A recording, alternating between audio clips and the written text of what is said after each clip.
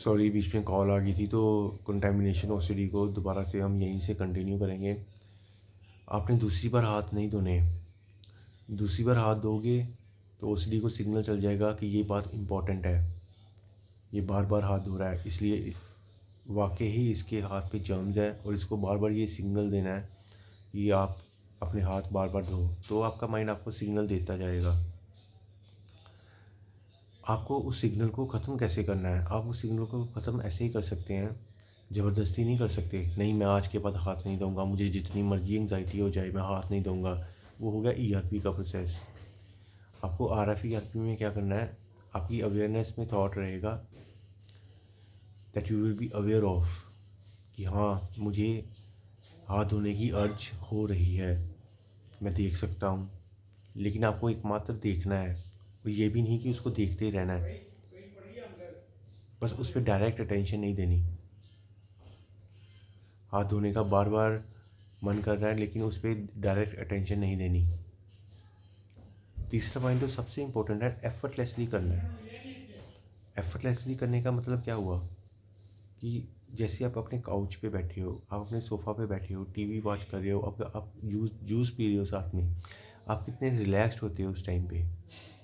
वैसा ही रिलैक्सेशन इस RF process में चाहिए। अब आप बोलोगे एफ़र्ट्स नहीं लगानी, तो फिर कैसे काम बनेगा? ऐसे ही काम बनेगा अगर एफ़र्ट नहीं लगाओगे। अगर एफ़र्ट्स लगाओगे तो माइंड को तो पता चल जाएगा कि मैंने ये थॉट भेजा और ये एफ़र्ट्स लगा रहा है, इसका मतलब इस थॉट में कुछ ना कुछ इम्पॉर्टेंट है जो ये बंदा इस चीज़ पे इतना ध्यान दे रहा है, तो वो बार बार वो थॉट्स भेजेगा। अगर एफ़र्ट्स नहीं लगाओगे, यार आप मैथ्स की प्रॉब्लम सॉल्व करते हो, जब आपका मन नहीं करता सॉल्व करने का, आप पेन और कॉपी को साइड पे कर देते हो। इसी तरह इसको करना है, प्रॉब्लम को सॉल्व करने प्रॉब्लम को सॉल्व करना बंद कर देना है। हाँ, मुझे पता है ये डिफ़िकल्ट है, लेकिन प्रैक्टिस से ये एक आर्ट है, इसको सीखना पड़ेगा। ये हर कोई सीख सकता है। जैसे हम बाइक चलानी सीखते हैं वैसे ही ये है। हाँ, आप बोलोगे बाइक चलानी तो आसान होती है लेकिन ये तो बहुत डिफ़िकल्ट है, बाइक चलाने के बाद हमको कोई एंग्जाइटी नहीं होती। तो उसी को तो ख़त्म करना है ना, उसी को तो ख़त्म करना है। अब आप पूछोगे कि स्पिरिचुअल जो करते हैं हम जर्नी, या स्पिरिचुअली जो हम ओसीडी को ठीक करते हैं, या आरएफ के प्रोसेस के थ्रू ठीक करते हैं, हम कौन सा अपनाएं? तो मैं तो आरएफ का ही बोलूँगा, क्योंकि स्पिरिचुअली तो वो तो बहुत लंबा चौड़ा प्रोसीजर हो जाएगा। देखो, करेज, हाथ ना धोने की करेज, फियरलेसनेस। अगर मुझको कुछ भी हो जाए, मैं बीमार भी हो जाऊँ फिर भी मैंने हाथ नहीं धोने, उसकी फियरलेसनेस। ये दो चीज़ें बहुत इम्पोर्टेंट है अगर आप ओसीडी से रिकवर करना चाहते हो, करेज और फियरलेसनेस। दम, और किसी से डरना नहीं, किसी भी चीज़ से डरना नहीं। देखो, ओसीडी एक बहुत बड़ी बीमारी है, ये छोटी बीमारी नहीं है। ये ऐसी नहीं है कि लोग कहते हैं कि मेरे को I have a little bit of OCD, ये ऐसी नहीं है। ये बहुत भयंकर बीमारी है। अगर इसको आपने कंट्रोल नहीं किया तो ये बहुत आगे तक जा सकती है। ये वहाँ तक जा सकती है जहाँ पर आप अपने कमरे से बाहर नहीं आ सकते। ये वहाँ तक जा सकती है, इतनी क्षमता है इस बीमारी में।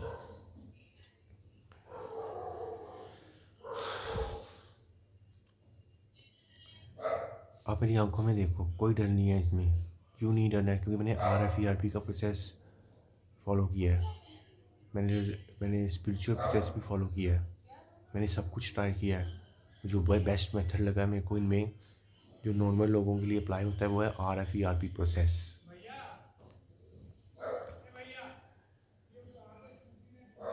आपको लगता है कि आप अपने डॉग से खेले हो, ठीक है, आपको हाथ धोने हैं,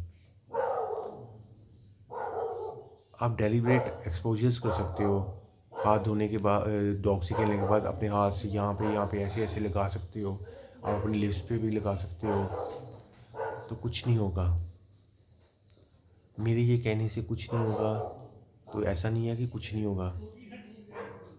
हो सकता है एक हफ्ते बाद आप बीमार भी पड़ सकते हो।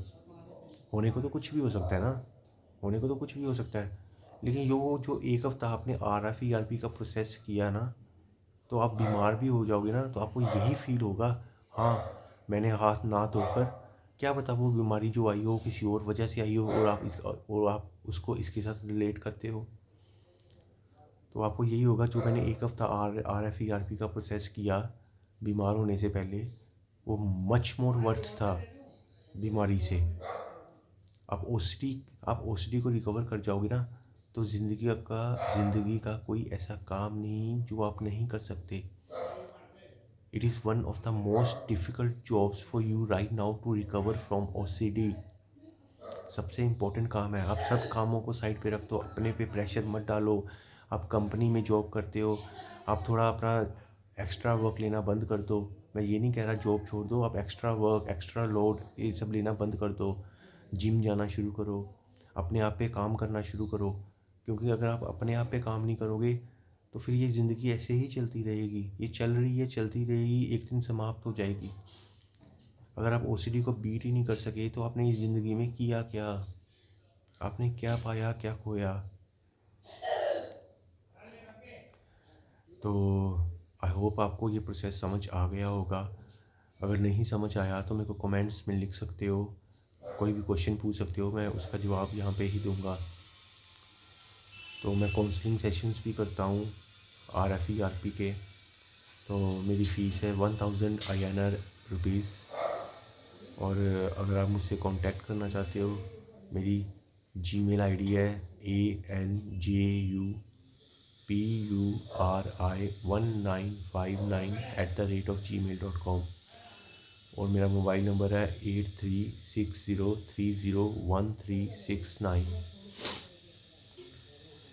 आपने मेरी बातों को इतने प्रेम और स्नेह से सुना, मैं उसकी वजह से आपका धन्यवाद करता हूँ। और ये आशा करता हूँ कि आप इस RFERP प्रोसेस को अच्छी तरह से फॉलो करोगे। और कोई भी डिफ़िकल्टी, कोई भी प्रॉब्लम आए, मेरे को जीमेल पे लिख सकते हो, मेरे को फ़ोन कर सकते हो, मेरे कमेंट्स में लिख सकते हो।